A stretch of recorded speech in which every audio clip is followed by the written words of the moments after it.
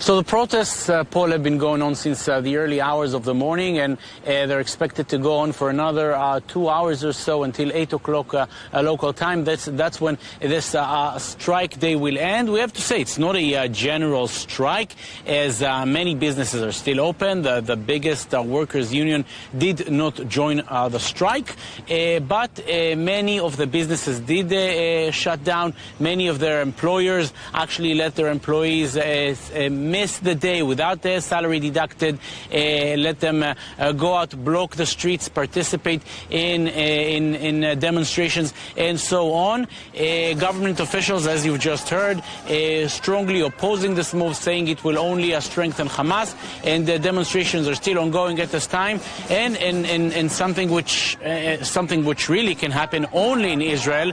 The demonstrations were halted about 2 hours ago for a few minutes. Why so? Due to a missile that was fired from Yemen, and sirens sounding all over central Israel and the Jerusalem area. Protesters were looking for shelters for about 10 or 15 minutes, and the protests then resumed. Will this bring any major change? I think we've learned for the past nearly 2 years. The answer is probably no, but for the families are saying this is extremely important to make sure that the issue of the hostages is remains high on the agenda. And not only that, we know from hostages that did go back that when they got news of such thing, their morale got somewhat higher. So at least keeping this high on the agenda is something that is very important for the families and their supporters. And Jonathan, Israel has been bombing Gaza City again ahead of its planned occupation. When will that take place?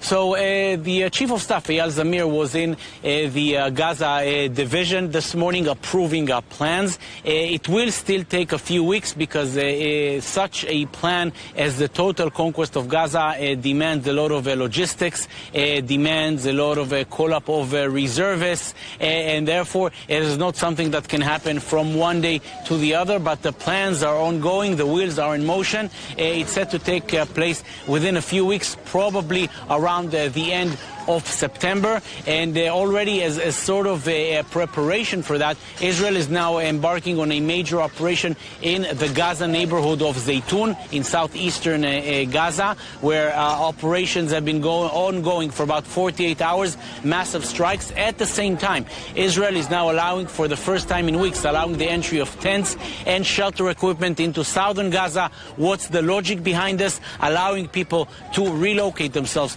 from Gaza City, from the Zaytun neighborhood further south. Once they do that, they will have tents, they will have shelters waiting for them. Israel is hoping this will help people actually persuade people move from Gaza City further south. Jonathan Regev in Tel Aviv, thank you so much for that.